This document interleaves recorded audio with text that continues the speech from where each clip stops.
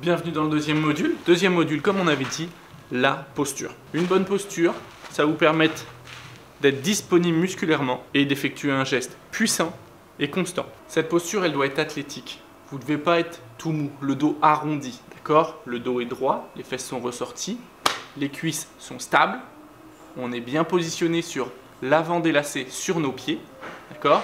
Et le club, la semelle du club est posée à plat. Nos mains sont dans l'alignement de l'avant de nos épaules et ils sont relâchés.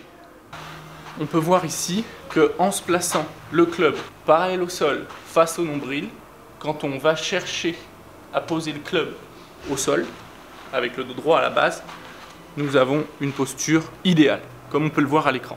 Une mauvaise posture avec le dos rond, les genoux trop pliés, le bas du dos ressorti, la tête creusée dans les épaules, les mains entre les jambes, ça va vous apporter un mauvais geste, c'est sûr.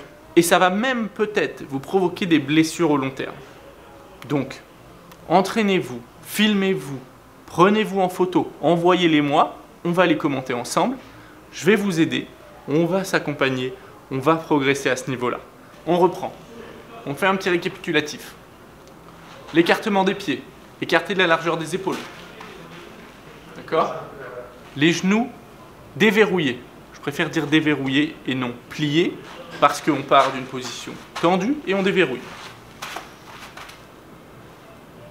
Le dos, on se penche en avant. Ici.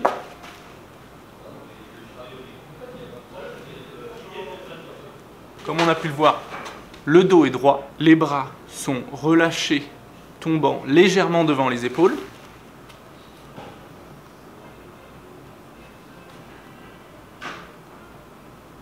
Ni trop près, ni trop loin. La petite astuce, c'est qu'on peut passer la main entre le club et la boucle de ceinture. Idéalement, elle passe sans toucher la ceinture.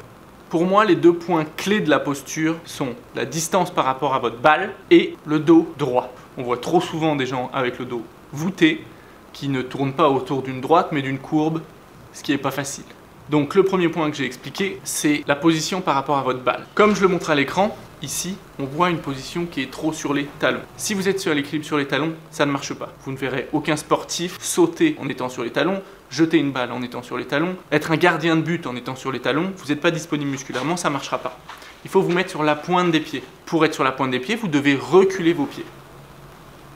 À partir de là, naturellement, le poids se transfère sur l'avant des lacets, vous devez le ressentir sur l'avant des lacets, être capable de lever légèrement vos talons, et là, vous allez être dans une position dynamique. Vous allez être capable de vraiment propulser votre swing vers l'avant. Ce module, il est assez simple à corriger à distance. Envoyez-moi des photos, des petites vidéos, des commentaires. Je vais pouvoir vous aider à progresser dans votre posture, ce qui va vous aider à produire un swing correct et puissant. J'espère que ce module vous a plu. On va passer au troisième module de la statique.